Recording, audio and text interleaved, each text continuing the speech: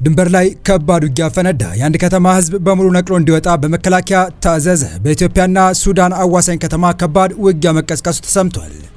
አሜሪካ የፈራች ሆነ፣ ኢራን አመረረች። መላው የፋርስ ባህረ ሰላጤ በባህር ፈንጂ ታጠረ።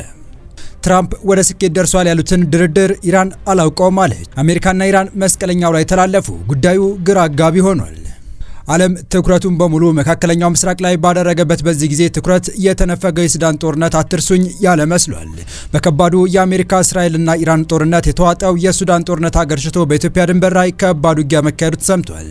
በዚህ መሃል ደግሞ ሱዳን የሚገኙ የኢትዮጵያ ሰላም አስከባሪዎች ለከፋ እስርና እንግልት በመዳረጋቸው አስቸኳይ ጥሪ አቅርበዋል። እንመለስበታለን። በሌላ መረጃችን ደግሞ ትራምፕ በጦርነቱ እጅግ ብዙ ነጥቦችን እየጣሉ ነው። ያስቀመጡት የሰዓት ገደብ ማራዘማቸው ባስታወቁ ቅጽበት ከኢራን ጋር እየተደራደሩ ነው። ድርድሩም ወደ ስኬት ደርሷል ቢሉም ኢራን ትራምፕ ስለሚሉት ድርድር አላውቅም ስትል የፕሬዝዳንቱ ንግግር ፉርሽ አድርጋለች። የዚህንና የልብ ልብ እያገኘች የምትገኘው ኢራን የአሜሪካ እግረኛ ጦር ድንበር ጥሶ ከገባ ተመልሶ አይጣም ስትል መዛቷን አክለን ልናስደምጣችሁ ይዘን ቀርበናል። ሰላም ውድ የሁሉ ዴይሊ ቤተሰቦች እንደምናላችሁ፣ ቻናሉን ሰብስክራይብ፣ ላይክ፣ ሼር ያደርጋችሁ እስከ መረጃዎቻችን ፍጻሜ አብራችሁን ቆዩ።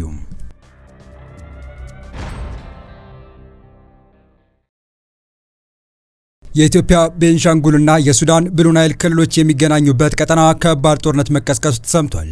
በሱዳን በኩል ባለው ድንበር ቀጠና የሱዳን ጦርና ፈጥኖ ደራሽ ኃይሉ ውጊያ ላይ መሆናቸውን የአካባቢ ምንጮች ያደረሱት መረጃ አመላክቷል። ዛሬ በሁለቱ ሀገራት ድንበር አካባቢ የሚኖሩ ኢትዮጵያውያን ቀያቸውን ለቀው እንዲወጡ ታዘዋል። ጦርነቱ የተቀሰቀሰው የኢትዮጵያ መንግስት በቤንሻንጉል ጉሙዝ ክልል ውስጥ በተባበሩት አረብ ኤሚሬትስ ስለሚደግፈውና በሱዳን ውስጥ የአቡዳቢ የውክልና ጦርነት አራማጅ ነው በሚል ለሚከሰሰው የፈጥኖ ደራሽ ኃይሉ የጦር ሰፈር መፍቀዷ እየተነገረ ባለ በት ወቅት ሲሆን የብሔራዊ ጦሩም በኢትዮጵያ ላይ እርምጃ ወስዳለሁ የሚል ተደጋጋሚ ማስጠንቀቂያዎችን ሲያሰማ መቆየቱ የሚታወስ ነው። ጦርነቱ ከተቀሰቀሰ በኋላ አድማሱን ወደ ቀጠናው በፍጥነት የተዛመተና አድማሱን እያሰፋ መሆኑን ተከትሎ ዛሬ በስፍራው የሚገኘው መከላከያ ሰራዊት የኩርሙክ ከተማ ነዋሪዎች ከከተማ ለቀው እንዲወጡ ማሳሰቡን የጠቀሱት ምንጮቹ በመከላከያ ማስጠንቀቂያ መሰረት ህዝቡ እየተፈናቀለ መሆናቸውን የመረጃ ምንጮች ገልጸዋል። የኩርሙክ ነዋሪዎች ወደ ሆርዛብና ሌሎችም አካባቢዎች እየተፈናቀሉ ይገኛሉ ተብሏል። ኩርሙክ ልክ በጎንደር በኩል ድንበር ላይ እንደምትገኘው መተማ ከተማ ሁሉ በቤንሻንጉል አሶሳ ቀጠና ወደ ሱዳን ለመውጣት ድንበር ላይ የምትገኝ የኢትዮጵያ ከተማ ናት።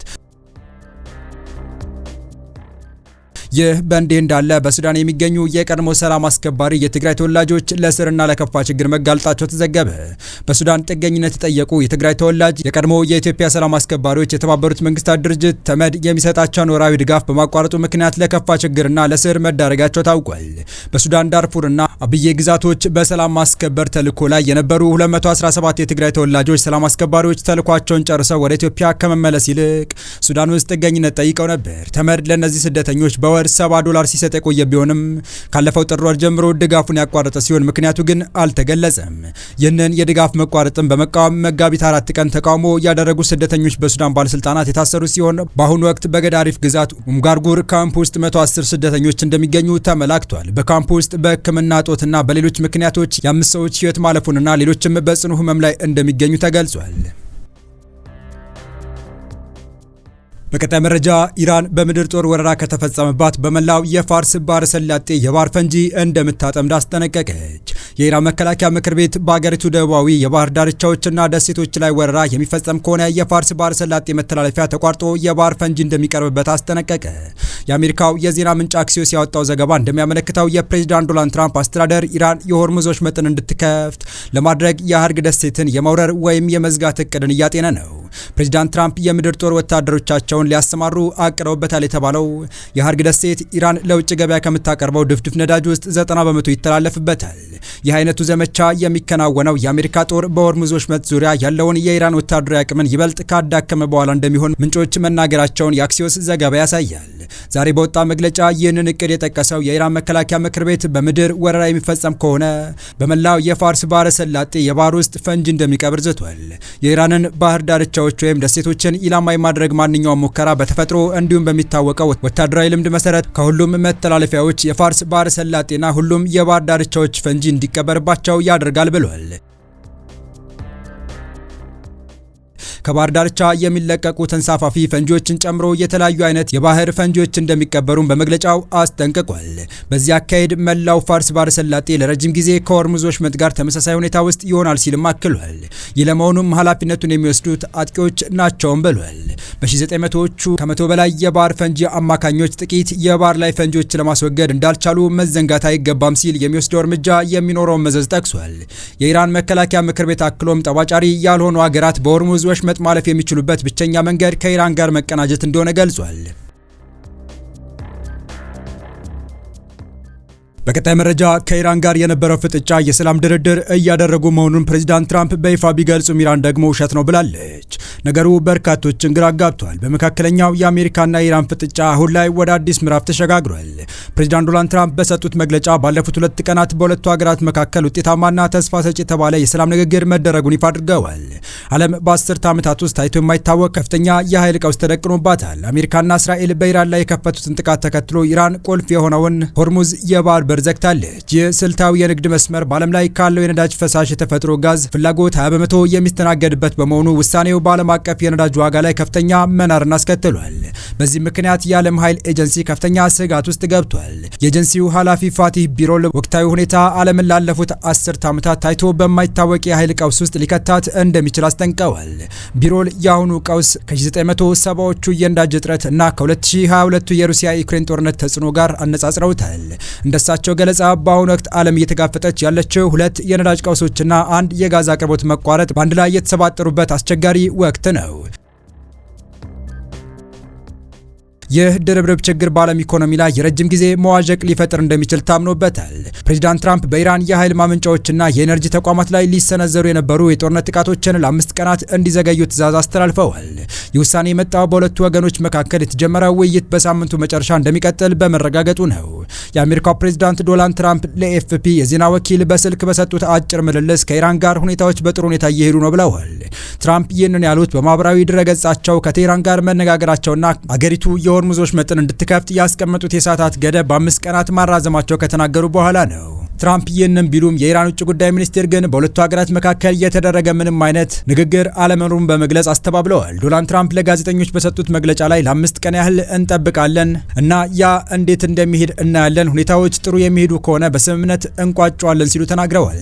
ያ ካልሆነ ግን ድብደባችን እንቀጥላለን ሲሉ አክለዋል። ትራምፕ ኢራን ድርድር ማድረግ በጣም ነው የሚፈልጉት፣ እኛም ከስምምነት መድረስ እንፈልጋለን ብለዋል። አክለውም ምናልባት በስልክ ዛሬም ንግግራችን እንቀጥላለን ሲሉ ከቴህራን ጋር ያላቸውን ንግግር መቀጠሉን አስረድተዋል። በመካከለኛው ምስራቅ ያሉ አጋሮች ያሏቸው አገራት በውይይታችን ውስጥ በጣም የምናስባቸው ይሆናሉ ሲሉ ለጋዜጠኞች ተናግረዋል። ትራምፕ የኢራን ጦርነት እንዲያበቃ ከስምምነት ላይ መድረስ ከተቻለ የነዳጅ ዘይት ዋጋ በፍጥነት ይቀንሳል ሲሉ ተናግረዋል። የካቲት 21 2018 ዓ.ም አሜሪካና እስራኤል በቴህራን ላይ ጥቃት መክፈታቸው ተከትሎ የነዳጅ ዘይትና የተፈጥሮ ጋዝ ዋጋ በከፍተኛ ሁኔታ ጭማሪ አሳይቷል። ትራምፕ ለጋዜጠኞች ስምምነት ላይ የመድረስ እድል አለን ያሉ ሲሆን አክለውም ያ ግን ለምንም ነገር ዋስትና አይሰጥም፣ ምንም ዋስትና እየሰጡ አይደለም ብለዋል። ትራምፕ ሁለቱ ሀገራት ጦርነት ለማቆም በ15 ነጥቦች ላይ መነጋገራቸውን አብራርተው ኢራን የኒውክሌር ጦር መሳሪያዎቿን እንድትተው አንደኛው፣ ሁለተኛውና ሶስተኛው ነጥቦች መሆናቸውን ተናግረዋል። ይሁን እንጂ ትራምፕ በጣም ወሳኝ የሆነ የስርዓት ለውጥ ማየት እንደሚፈልጉም ገልጸዋል። ዓለም አቀፉ ማህበረሰብ ይህንን የትራምፕ ድንገተኛ የዲፕሎማሲ እንቅስቃሴ በከፍተኛ ጉጉት እየተከታተለው ይገኛል። ይህ የትራምፕ መግለጫ ጦርነቱ ከተጀመረ አንስቶ የታየ ትልቁ የሰላም ጭላንጭል ተደርጎ ተወስዷል። በመካከለኛው ምስራቅ የነፈሰው የጦርነት አየር በሰላም ንግግር ይተካል ወይ የሚለው ተስፋ ግን ከብዙዎች ልብ በጥያቄ ለመቀየር ከሰዓታት የበለጠ ጊዜ አልወሰደበትም። ፕሬዚዳንት ዶናልድ ትራምፕ ውጤታማ የሰላም ንግግር ጀምረናል በማለት የሰጡት መግለጫ ኢራን በይፋ አስተባብላለች። አልጀዚራ እንደዘገበው የቴህራን ባለስልጣናት በሰጡት ምላሽ ምንም አይነት ድርድር አልተደረገም ሲሉ ጉዳዩ ወደ ሌላ አቅጣጫ ወስደውታል። ኢራን በትራምፕ በኩል የተሰጠውን የ5 ቀናት የተኩስ አቁም ትዕዛዝ የድርድር ውጤት ሳይሆን የፍርሃት ውጤት ነው ስትል ገልጻለች። እንደ ኢራን ገለጻ ከሆነ ትራምፕ ጥቃቱን የዘገዩት በመካከለኛው ምስራቅ የሚገኙ ማንኛውም የኤነርጂ ተቋማት የኢራን ኢላማ ሊሆኑ እንደሚችሉ በመረዳታቸው ወደ ኋላ አፈግፍገው ነው ብላለች። ወቅታዊ ሁኔታ ኢራን እንደምትለው ኢራን ከአሜሪካ ጋር ምንም አይነት የፊት ለፊትም ሆነ የሌላ መንገድ ንግግር አለማድረጓን አጥብቃ ገልጻለች። ትራምፕ ጥቃቱን ያዘገዩት ለሰላም ተብሎ ሳይሆን ኢራን ልትሰነዝር የምትችለውን ሰፊ የአጸፋዊ እርምጃ በመፍራት ነው የሚል ክስ ከቴህራን ተሰምቷል። የተወደዳችሁ የቻናላችን ቤተሰቦች ለአሁኑ ለእናንተ ይመጥናሉ ታደምጧቸው ታተርፉባችኋላችሁ ብለን የመረጥንላችሁ ዕለታዊ መረጃዎቻችን እስካሁን ያደመጣችኋቸው ነበሩ። በተመሳሳይ ሀገራዊና ቀጠናዊ ጉዳዮች እንዲሁም ዓለም አቀፋዊ የጂኦፖለቲካ ወታደራዊና አነጋጋሪ ክስተቶችን ለበለት ተከታትለን በትኩስ ይዘን እንደምንቀርብ እያሳወቅን የቻናሉ ቤተሰብ ካልናችሁ ሰብስክራይብ፣ ቪዲዮን ላይክ እና ሼር በማድረግ ተደራሽነታችን ታሰፉ ዘንድ አክብሮታዊ ግብዣችን ነው። አበቃን። ሰናይ ጊዜን ተመኘን።